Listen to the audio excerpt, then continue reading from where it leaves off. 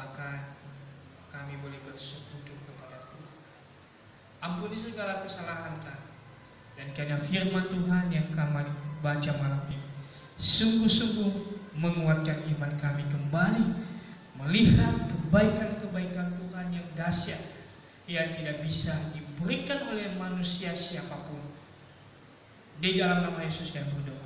Amin.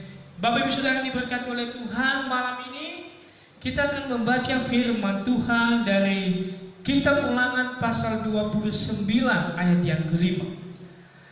Demikian bunyi firman Tuhan, 40 tahun lamanya aku memimpin kamu berjalan melalui padang gurun. Pakaianmu tidak menjadi rusak di tubuhmu, dan kasutmu tidak menjadi rusak di kakimu.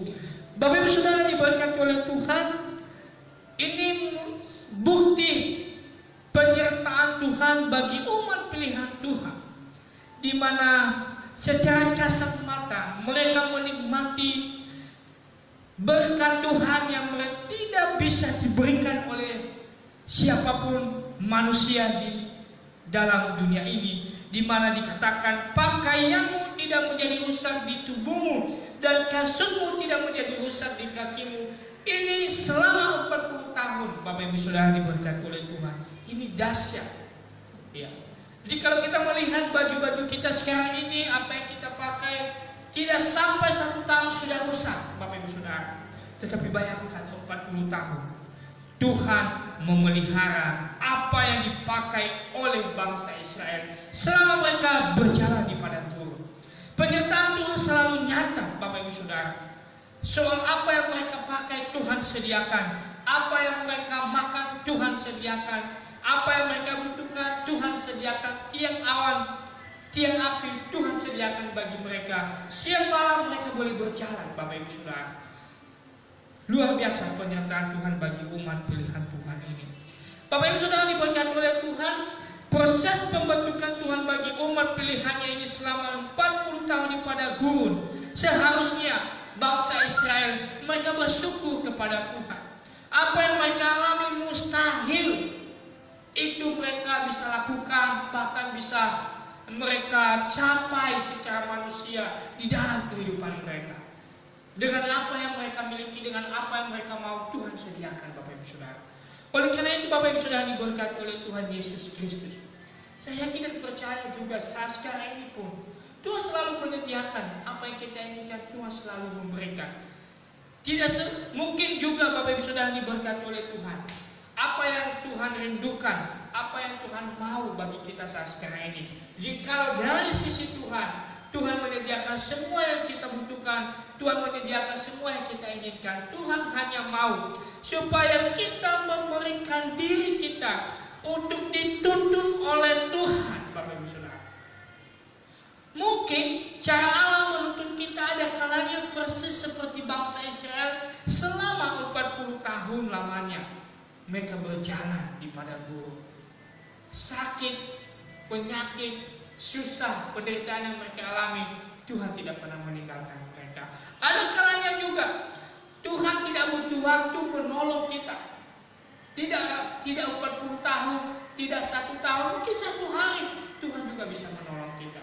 Tergantung Bapak Ibu Saudara, apakah kita memberikan diri kita untuk dituntun oleh Tuhan di jalan yang Tuhan mau. Oleh karena itu Bapak Ibu Saudara diberkati oleh Tuhan Yesus Kristus, penyerahan diri secara total bisa terjadi Bapak Ibu Saudara ketika saya dan Bapak Ibu memiliki iman yang teguh, kokoh, walaupun terkadang ada kesukaran, ada penderitaan, ada tantangan yang kita hadapi Bapak Ibu Saudara, tetapi kita tidak pernah pudar untuk mengikut Tuhan. Iman kita tidak pernah kendor untuk mengikut Tuhan. Inilah yang Tuhan mau. Inilah yang Tuhan rindukan.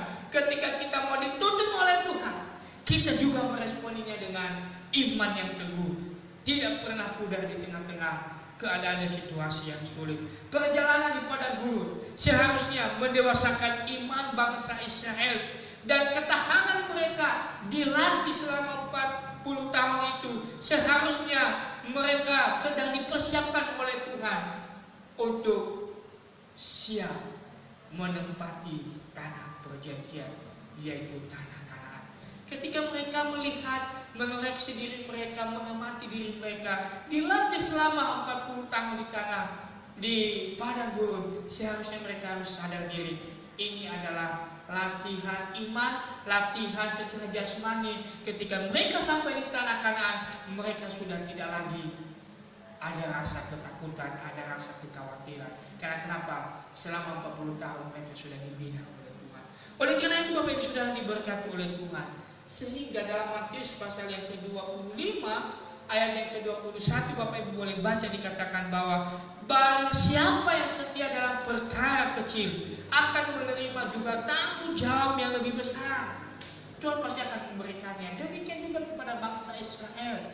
Ketika mereka mau memberikan diri untuk dituntun oleh Tuhan, ketika mereka kuat imannya dalam menghadapi setiap tantangan bersama dengan Tuhan, ketika mereka siap untuk dilatih, seharusnya mereka harus berpikir ini adalah kesempatan mereka dipersiapkan oleh Tuhan untuk menduduki tanah perjanjian. Bapak Ibu sudah diberkati oleh Tuhan.